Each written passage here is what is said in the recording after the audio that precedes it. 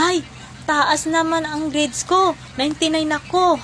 Top 1 na naman ako sa school. Ikaw mag-a-attend ng recognition bukas ha. Congratulations anak, patuloy muna sa pag-aaral mo. Huwag ka na mag-alala, ako mag-a-attend recognition bukas. Talaga ba, Nay? Salamat! You're welcome anak. Anak, kukunin ko sahod sandali. Susunod lang ko sa inyo sa school.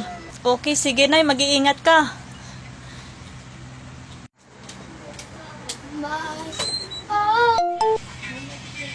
Nanay, bilisan mo na. Malapit na kami aakyat sa stage. Saglit lang anak, sasakay na ko.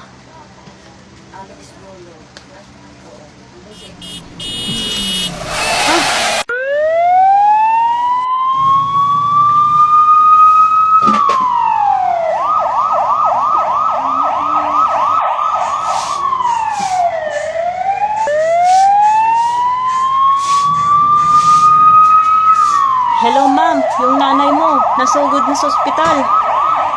Nanay.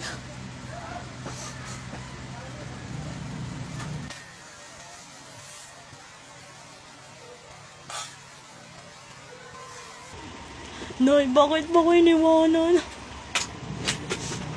A very positive say.